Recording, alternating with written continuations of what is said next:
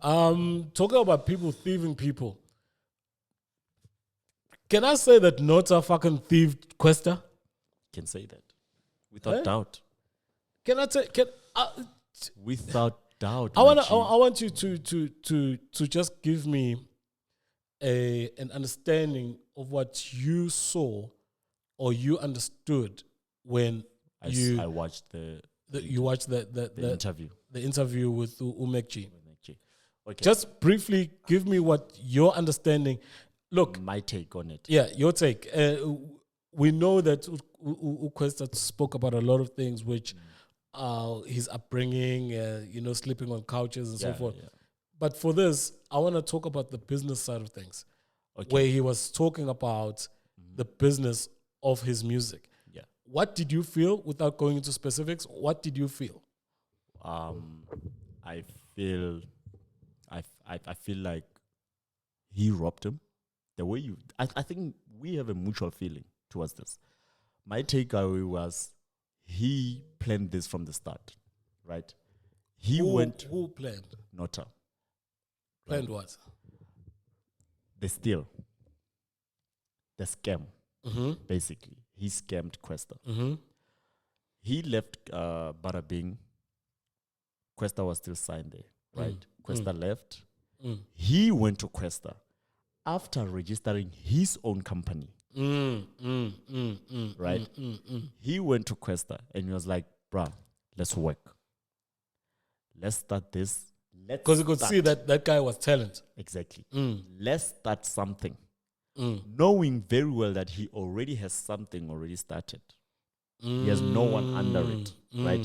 Bruh, let's start this. That's where Rap Life, the shell Rap Life came in. Right? Let's start this. But Rap Life was never a company. That's what I'm saying, the shell. That's why I said the shell. It was just a name. Exactly. In the air. The shell. There's never been a company registered Rap Life. It had nothing. It was just a shell. It had nothing. Right? He knew. No, there was never a company called Rap Life. Right. Okay. Shit. No. It's the other guy. The other guy owned Rap Life. Was it Lenny? Was it Lenny or Larry? Something like that. Something caused I got. Yeah. So the one guy said something. Yeah, it was Leroy. Yeah. Leroy Koza. So nobody knows anything about that nigga. So here's the thing, ne? He knows that he has all the documentations and blah, blah, blah, and he comes to Kwesta. Let's work. They work. Now it's time for release. Company. Oh no. I have a company here. Let's just for now. Let's release under this. We can transfer everything after we get the paperwork for that other company we're gonna start. Right? They release under his company, and now time comes for everything to be transferred. Yeah. They or even not transferred, but for these guys to be involved in the company now, to have shareholding in the company. Yeah. Like they discussed in the beginning. Now they have that discussing. Yo, X, Leroy, let's restructure this. Who's gonna let's change this whole thing. Who's gonna be the director? Who's gonna be blah, blah, blah, blah, blah, blah.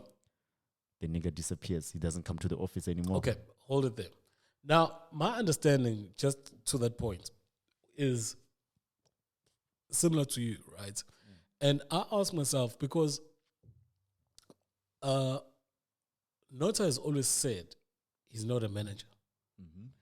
Nota has always said he's never been Kwesta's manager, right? That's the first thing. The second thing is, when the wheels fell off, was actually coming from Umakwa. Umakwa says, because he did an interview with Maraza. Yeah. Did an interview with Maraza where he said at some stage he was smoking weed and he decided to go and check up what's happening with this company thing. Yeah. It goes on to company profile. Obertainment. Yeah. It says which is only Nota. It goes on to Rap Life. It says which is only the Koza dude. And it's like the people that are actually making this the creatives, right? Yeah, are not there. Right. At that time, they had Kid X as well and so forth. That's the first part. The second part is on the interview. Okay, before I get there, now, Kwesta, I put this on him, a lot of it on him. We can say Notas did what he did. Nota was thinking business-wise, and he does say he was not a manager, right? So why didn't Kwesta have a manager? It's for someone to look after his interests. Do you understand? And I do get it because they went into a story which they used to stay together, Nabo Yanga, so which means he had trust. But now this is business, right? It's not about just doing the music. There's music, then there's a music business. Understand? And if you don't follow up on the music business, you're going to get screwed. He had worked with Iparaping. It seems like Iparaping, we've never heard issues with them. It seems like they had their shit together. Surely he could have said, this structure, why does this one do this? Why does Ushugam Smacks do this? Why does this guy do you understand? And said, when we start our shit, especially when he was at his pinnacle within Go-To situation, there is that song. I don't think for the foreseeable future there's going to be a song that surpasses that song in terms of hip-hop, right? Karakara is below that. Go-To has been the song for hip-hop. Now, you telling me that you've got people that are doing their businesses, right? You don't have anyone who's representing your interests.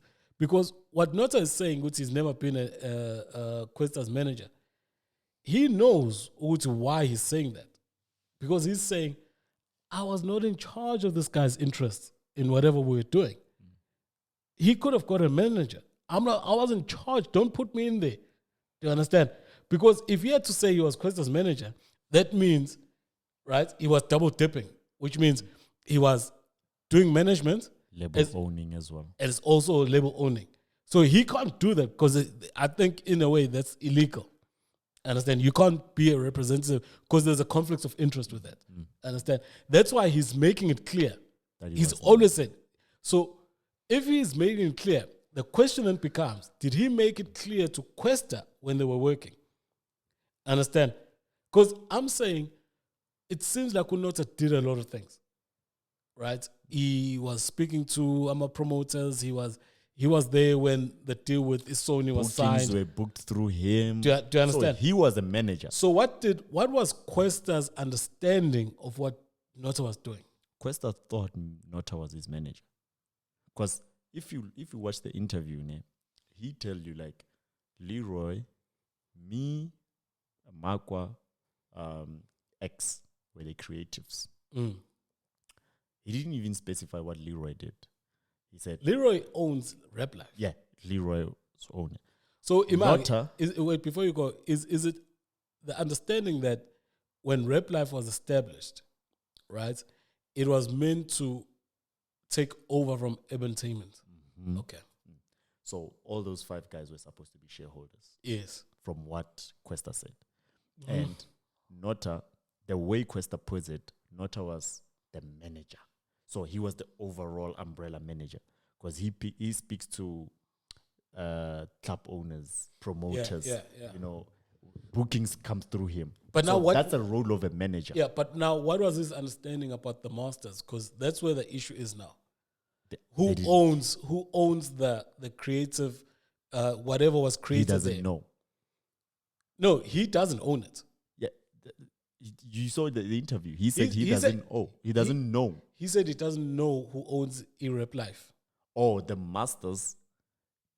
He doesn't own the masters. Yeah, he said he doesn't because the masters were put under Entertainment. Entertainment. So, but Nota, if you watch that episode of MacG where they had Nota on, he clearly said, "I'm a fucking millionaire. I own masters." Whose masters does he own? No, they asked him whose masters he owns. He didn't answer. He didn't answer. No, he said he owns Entertainment. Entertainment owns masters. Of who? He if you watch that interview, No, I watched it. Yeah. It wasn't. No. He actually mentioned it because they had that episode with the 100K subscribers. Yeah. He said he mentions it there. He's a black man who owns Masters, and MacG said through what? And he said my company, Entertainment. Right. And he didn't say whose Masters. Clearly, Dakar 1 and 2 were released through Entertainment. That means Nota owns Kara 1, 2. You know what's so sad about Dakar, this? I mean, Dakar. What pisses me off with this Nota thing? Last year he got in trouble with when he was talking, where he thought he knew what the fuck he was talking about when it came to the Kanye and Jay-Z issue and the Masters issue, right? That's why his Twitter actually got suspended after that.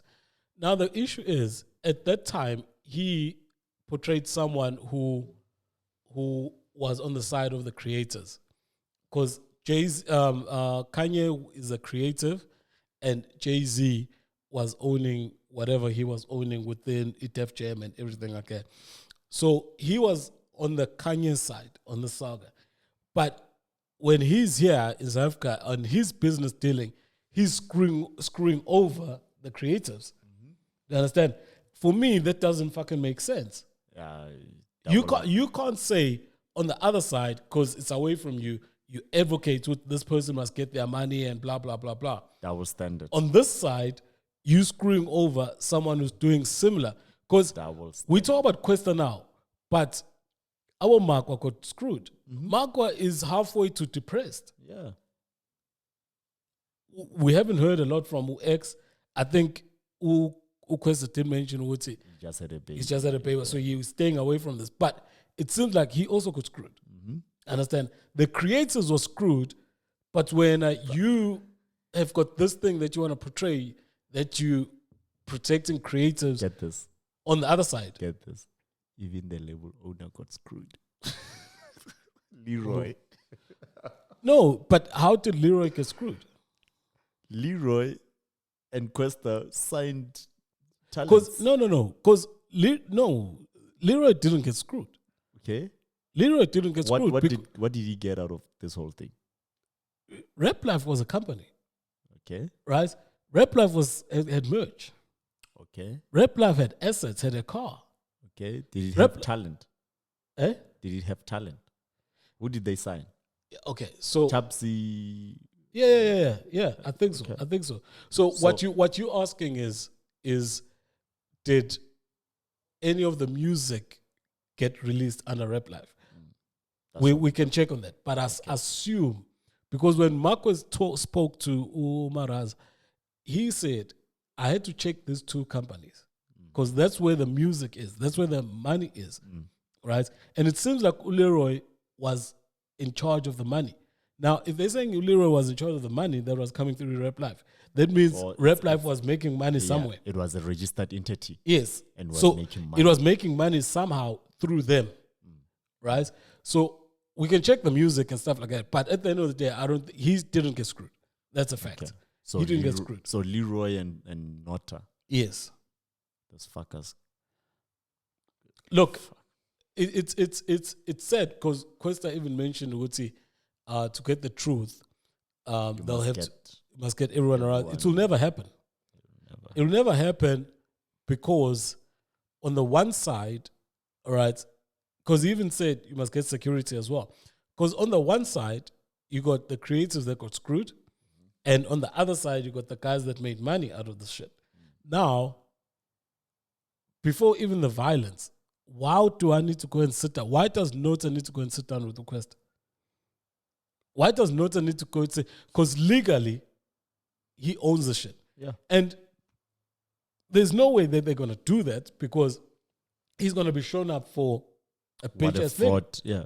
Do you understand? So why is he going to do that? So that will never happen. That will never happen. And it seems, again, I want to come back to this Kwesta story. It seems like these guys were not sure about anything. Do you understand? And I understand from the creator's standpoint, you don't want to get too messy with the numbers and everything like that, and you leave it to other people. But when people are saying that they are not your managers, right? Who's protecting your interest? You see, this thing actually gets me back to this. I don't know if you follow the Joe Biden situation. Yeah. Can I cut you there for a minute? You know what fucked Kwesta up the most? I think if Nota did this on purpose, he was very smart about it. Mm-hmm. He remember publishing and stuff, owning your masters and publishing stuff. Remember, it doesn't come immediately. You can release a song today. Yeah, takes about a year or something like that. The money will come next year today, right? So Kwesta releases Ngudu, his biggest song ever. He gets bookings.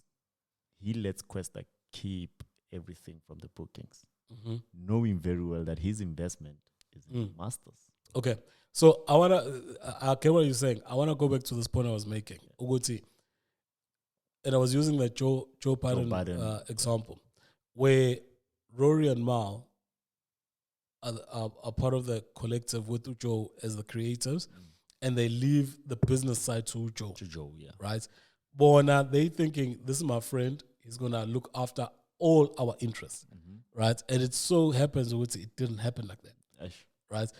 They put so much emphasis on the friendship, and especially now with Kwesta, where they used to live together.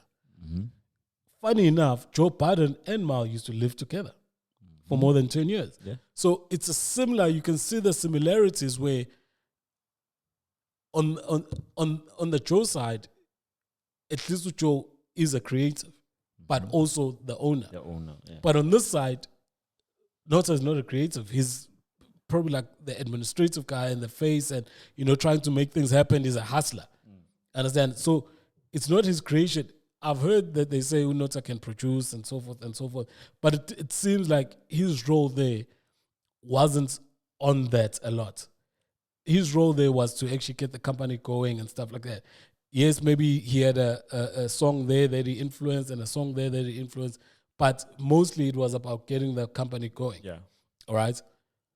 The creatives got screwed. So I don't know, man. I think I told you before we started that this is probably the last time I want to speak about this, because I don't want the channel to be a Kwesta Nota, show. But it's just something that I thought we should talk about, and the people that are listening that maybe are into music had to think about. You have to think about who's protecting your interest when you go into these deals or these work conditions. Who's there? Who's gonna say, this guy's contribution is this. Yeah. And it's so funny that we're not talking about Sony, Universal, and every... Talking about your niggas. And it's always spoken about Sony, Universal. Those are guys that screw you over. Now, here's this nigga. This loudest fucking nigga who keeps on calling people out.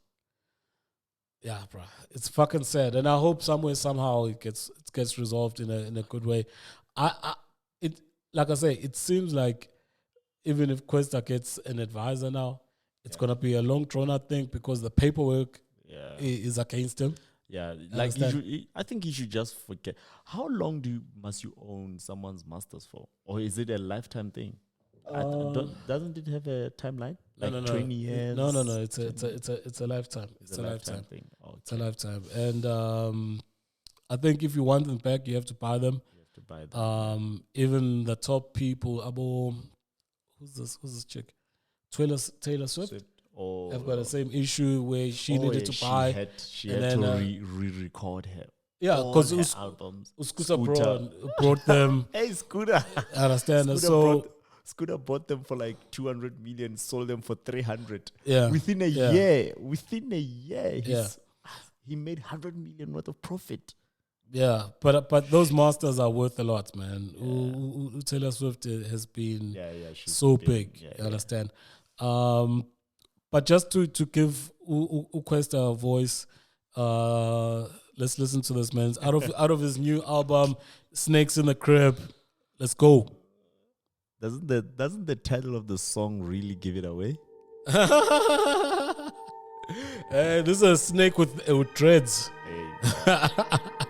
So listen out on the back end of this first verse where he actually goes in.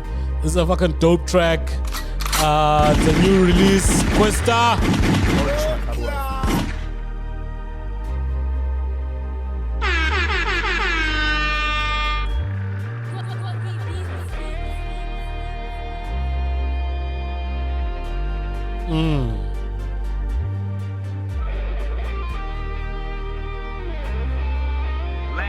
not least, I want to thank me. Snakes in the crib. Yeah, motherfuckers came for the king. Praying that I cave in and shit. Yeah, basically aiming machines from the graves they be in. Almost fatally hit, but faded the hits kept coming in. Many a kid kept trying, got chains and whips while I died for the shit. Don't damn it, live sex, son. But praise be to him with a mic and a wheel. I made it in this. Fuck plagiarism, y'all lazy as shit. See the gem and I am major in this. Yeah, you should major in this. I'll be here just grading your script, and it pains me to give F's to who your favorite is. In fact, dudes ain't shit, but names on the list. Just bait for the fish. Fabrics, whose label is this? Not enabling this. Fabrication of hits. Everybody rap life till it ain't what they say. Yeah. Yes, it ain't what it is. It's all talk, man. It ain't how they live. So explain to me this. Where the fuck is the money? Where the fuck is the money?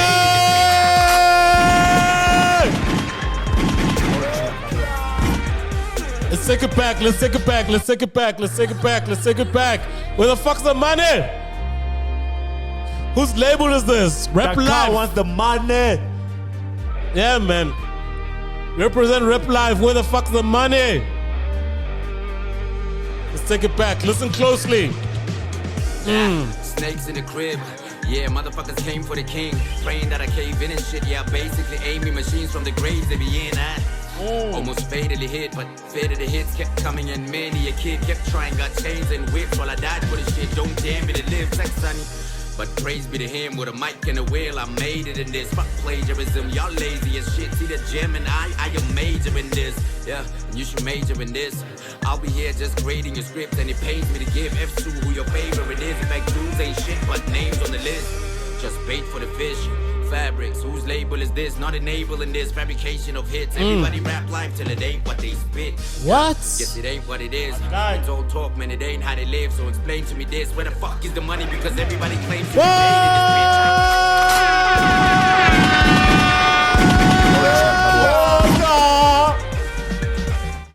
Last but not least, I want to thank me. Yes, Uncle Snoop. Yeah, man. So I don't know how it will be. Bro, How